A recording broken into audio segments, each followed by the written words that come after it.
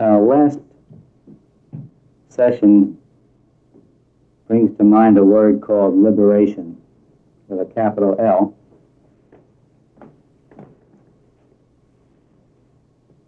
Liberation being another substitute for the word happiness with a capital H.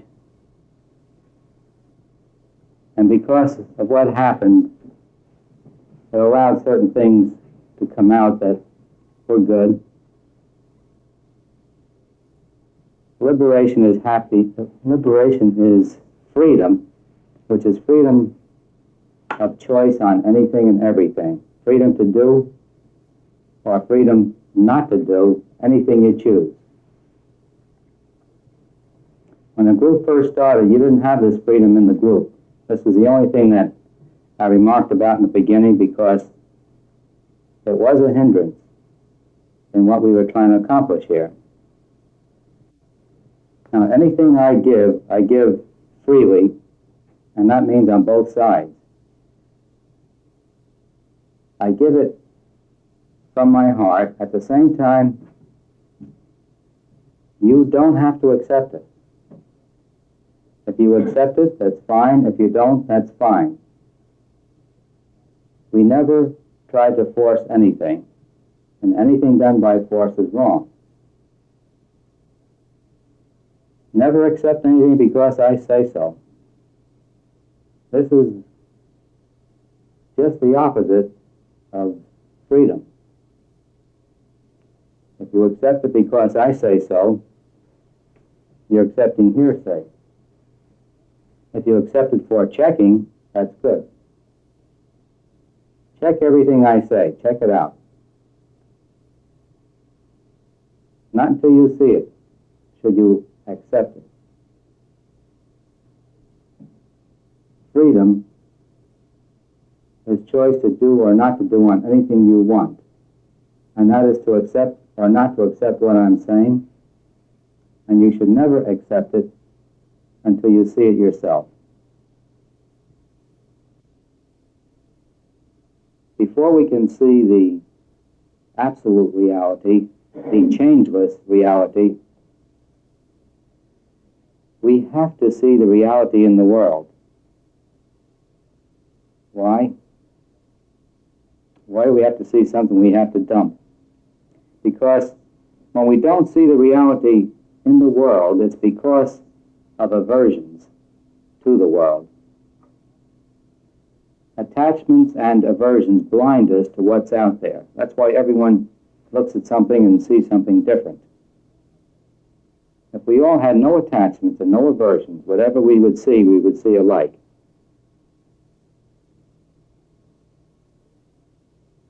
Every attachment, every aversion blinds us a bit.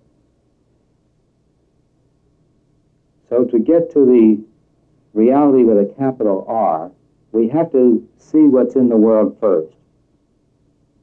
We've got to see it just the way it is. When there's an accident, it happened only one way, even though 6 people saw it happen maybe 6 different ways. We should be able to see the accident just the way it happened. Then we see the reality in the world. After that, we let go of the reality of the world by seeing the real reality. The world becomes a dream. You see the accident just as it was. Just the way it happened. You're aware that people see accidents very differently, right? They can't all be right. But yet there was one way in which that accident happened. But it is very good to see what's going on in front of your eyes exactly the way it's going on. When you talk to groups, sometimes you'll make a statement. Minutes after, someone says, well, he said just the opposite of what you said.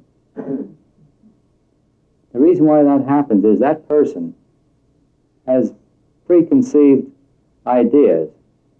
The concepts are all set, and they only hear what they want to hear. They hear just the opposite of the way you're saying it. Well, that's a block on the road to freedom. have no fixed concepts, except one, that we want the absolute truth. Outside of that, we should have no fixed concepts.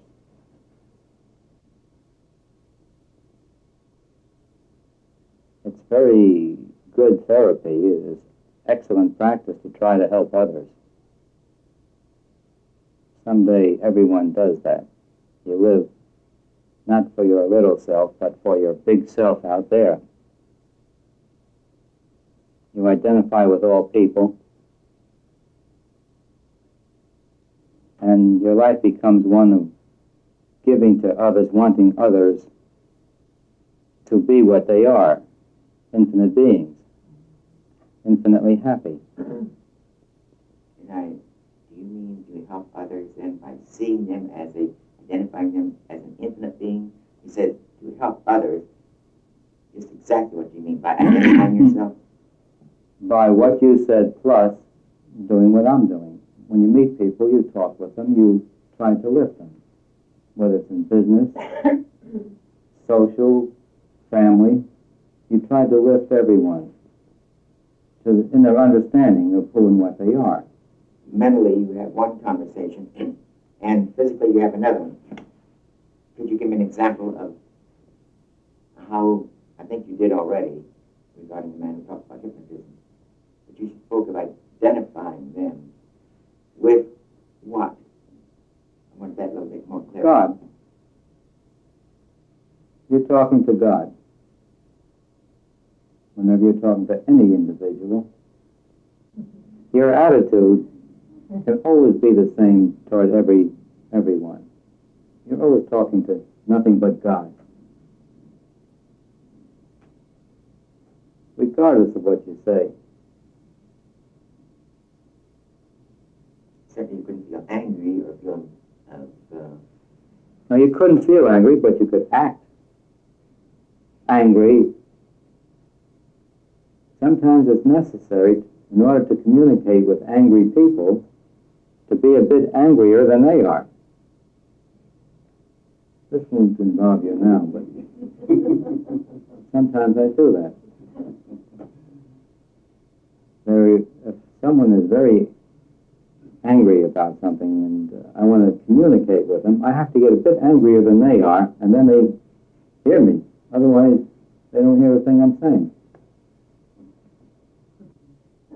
This is obvious in everyday life. When someone's angry and you're composed and calm, you'll talk. They don't hear a thing you're saying. Get into the mood that they're in and they'll hear you. That's just an act when you're angry. It's not, you don't really feel it, you're acting it.